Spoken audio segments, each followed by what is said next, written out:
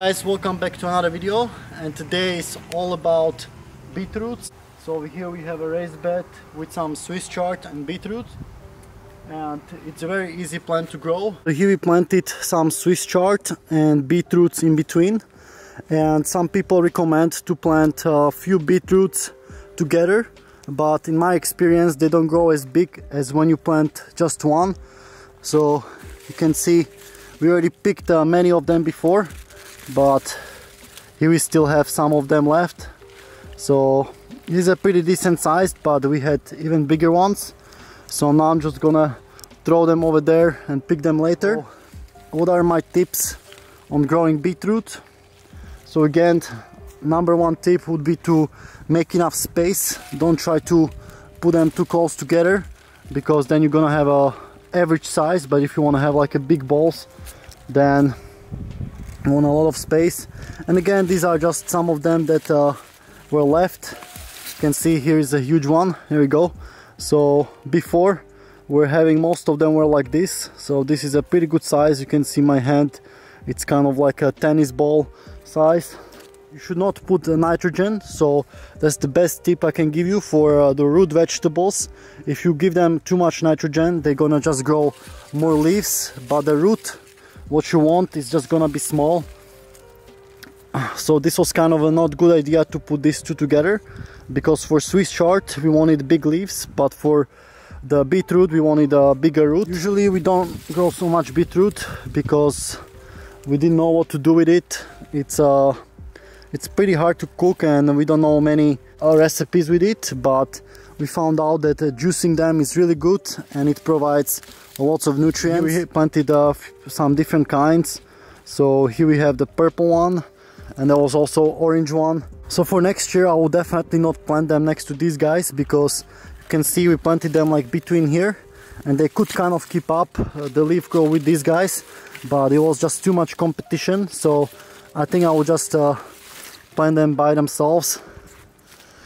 And again, don't put so much nitrogen, because they're gonna focus on growing leaves, but just put a good quality soil with a lot of compost, and they should be growing just good for you.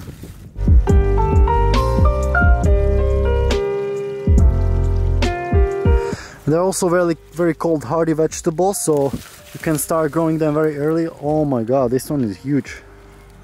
This one should have been picked a long time ago. This is hard as well, and already started growing new leaves. You can see the old leaves died out and started growing new ones. So this should have been picked a long time ago. It's gonna be a lot of juice for tomorrow.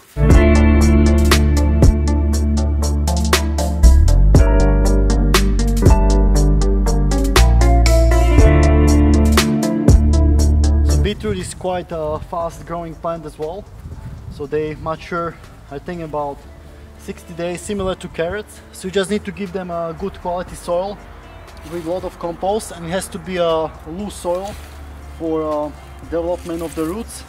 So if you have a hard clay soil, they're not gonna grow so good. And that's why the raised bed is really good, because you can put your own soil. So here we have a mixture of some sandy soil with compost, which is really good, but over time this is gonna get compact as well.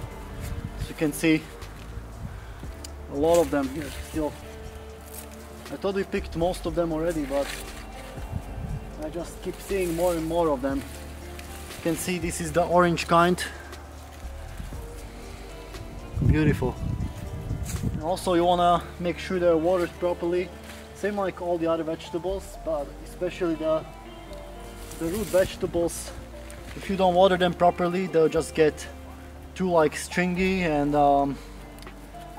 like kind of hard, you know. Oh my god, this gotta be the best beetroot I ever grown and I ever seen. Oh my god, look at that. It's bigger than my head. Here's a thumbnail. Wow. Holy shit. Wow. That's big. That's bigger than a tennis ball for sure. Just compare it to my head. Wow. If this was growing together with some other one, it would not grow like this for sure. And that's the thing, you don't have to pull out your beetroots at once. We left them in a soil for the whole summer, and same like with the carrots, you can just leave them there and they're not gonna go to seed the same year. So instead of just pulling them all out, they're not gonna store so well, you know, you have to spend them immediately. But like this, you can just leave them there and pick them up when you want.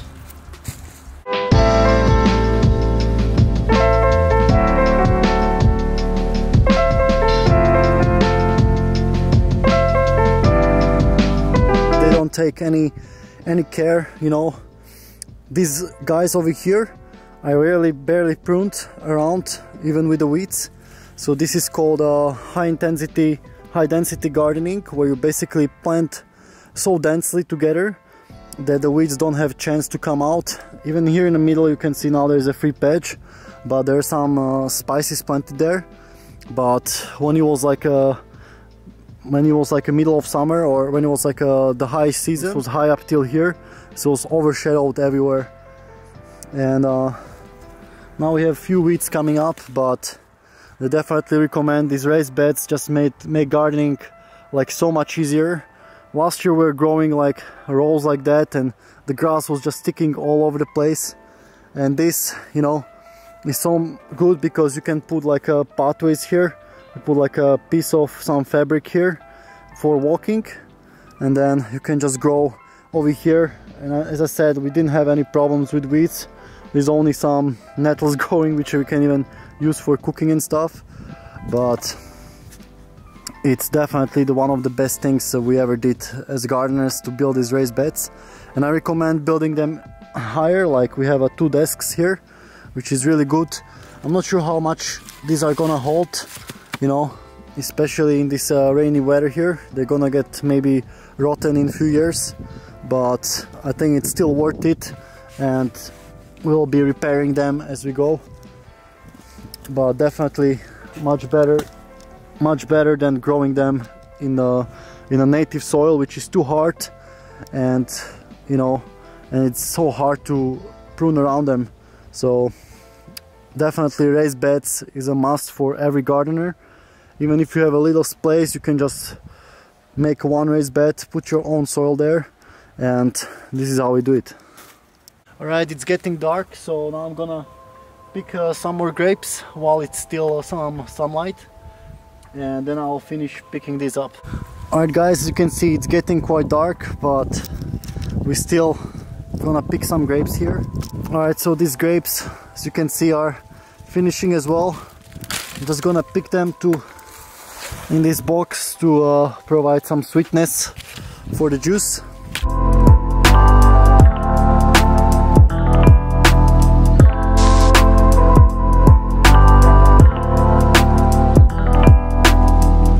This is the only kind of grapes that really survive here.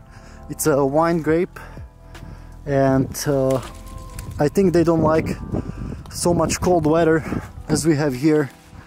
Inside they have this jelly, which is not really digestible. You can't really chew on it, so there's only a little juice around that you can use for juicing or wine, but they're not really good for like straight eating like other grapes are.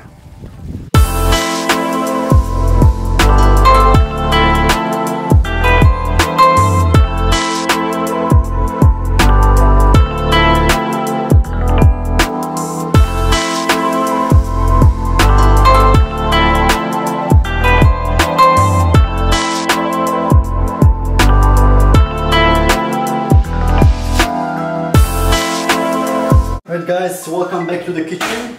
So we picked all of the beetroots and grapes. So we have quite a big box of grapes.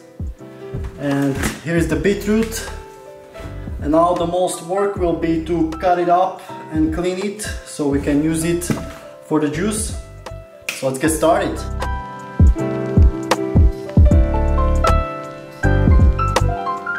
Alright, so I just cleaned all the grapes. So you see it's a full strain over here. So now I'm just gonna rinse them, and then we're gonna start juicing.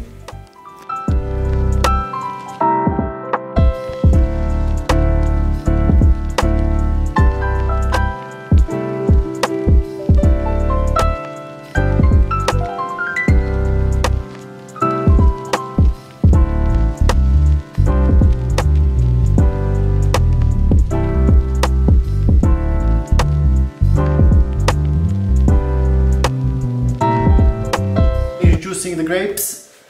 You see it's a lot of work, and we have about 3 jars like this, plus a little bit here in a plate. It's a lot of work. So in the future I want to buy a better juicer, because this one is not juicing the grapes properly. But for things like apples and beetroots it's pretty good. So now we're gonna cut up the beetroots.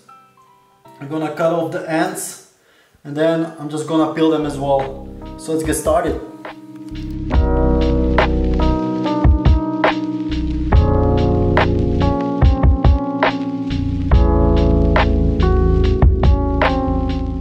So you can see over here we have different kinds. This one is more red, and this one is kind of like whitish.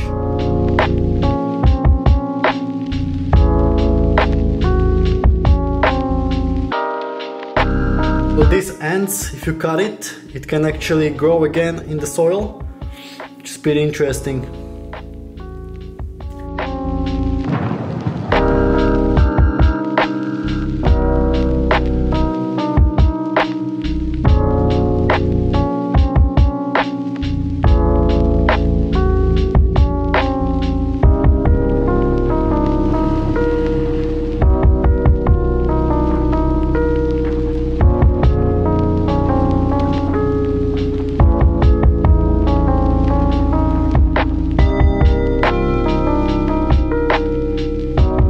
Guys, I finally finished peeling these beetroots. Let me tell you, it was quite a struggle. They're definitely harder to prepare than they are to grow. And you can see we have a big strainer full, and then a little strainer about half full. So there's definitely about, I would say together, maybe 5 kilos of beetroots. And now I'm just gonna juice them, which will make it easier for me to prepare them for the next recipe, which is gonna be the beetroot burgers. So let's juice them.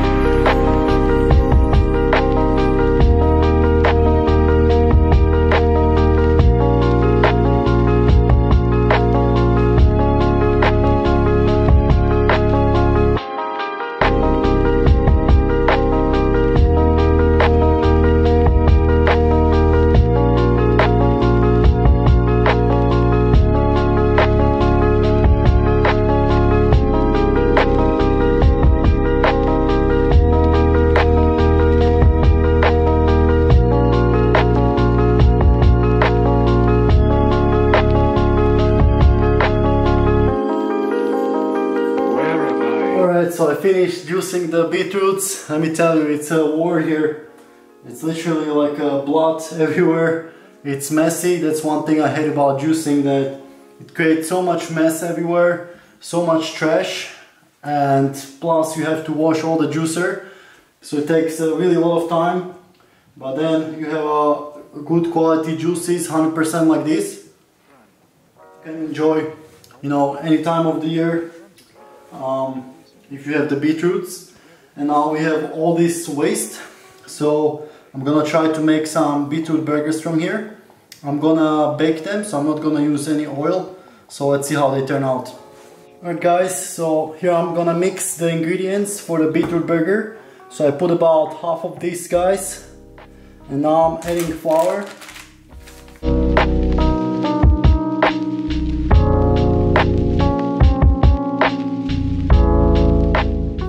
Next we're gonna add salt.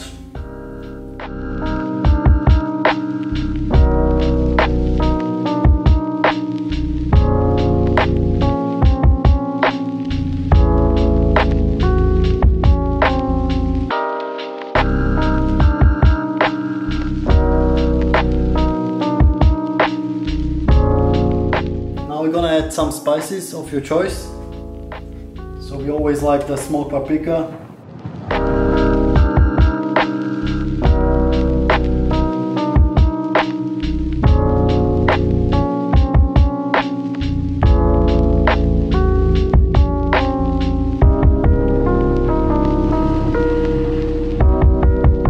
Spring onion, a bit of cumin, and a little bit of the curry powder. A little bit of oregano. Also gonna add a little bit of peanut butter for a depth of flavor. So about a tablespoon goes a long way, goes a lot of flavor. So I'm gonna try to mix it in again. Mix it again. Look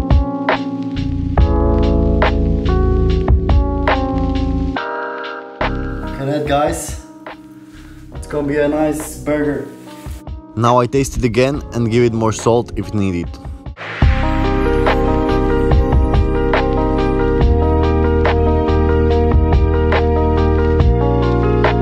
And you don't want it to be too dry because then your burger's gonna crack. So, and you don't want it to be too sticky either. So right now I guess we have about perfect consistency. If it's too sticky, just add a little bit more flour. And if it's too dry, then just add more water, or you can even add soy milk. And it should be perfect. So let's try to make the burgers now.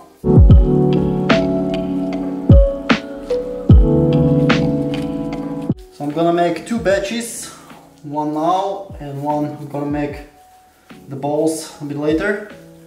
And you can start preheating the oven 200 degrees Celsius, about 400 degrees Fahrenheit.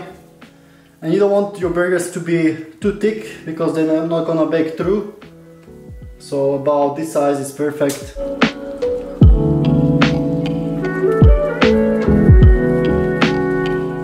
can also add some nuts in there, like grounded nuts, but it's up to you how much complicated you want to make a recipe really. Also you can add onion, but we didn't have onion today. Also if you don't have flour or you want it to be more healthy, you can use oats and blend them more. Or just use some gluten-free flour. Right, 9 burgers in the oven they go, so hopefully they turn out good. And they're gonna be baking for about half an hour. Right, now we're gonna make the second one. So again, we have our beets. And again, the measurements for the flour, it kind of depends on how much beetroot you have. Also, you want to flip your burgers halfway through, so if you bake it for half an hour, we flip it after 15 minutes. We're gonna use a bit of oats this time for a depth of flavor. This time we're gonna put the peanut butter at the beginning. There we go. And this makes it easier because beets are usually more watery, but this time they're not gonna be so watery because we already removed the water during the juicing process. And again, with salt I can't exactly tell you because you have to make your own measurements. But we're gonna add a little bit of ground flax seeds for extra omegas, of basil.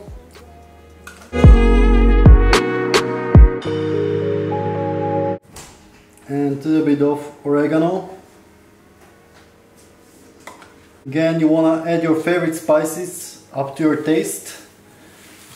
So in the first one I added some different things to this one to experiment what it tastes like. But you always want to make sure you have some pepper and salt there. And you know, you can even add some spices that are not so common, like I added some curry powder there. It all depends what spices you like and try to experiment with them. So mix it well and remember to always try it out.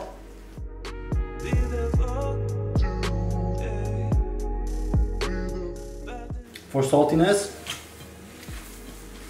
And after it's salty enough for you, then put the parchment paper and let's make the balls. Right, so here we have parchment paper, and this time we're gonna make nice balls, like that. You don't want them too big so they get baked.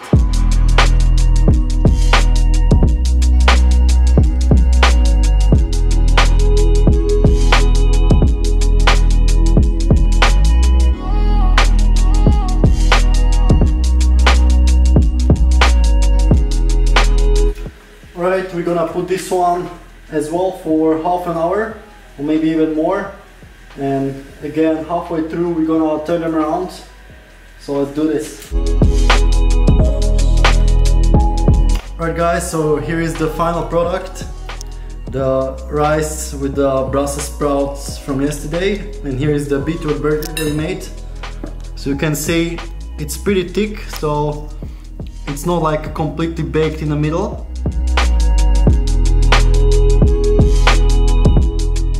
Really good, with some ketchup and mustard. And here we have the beetroot with some apple juice.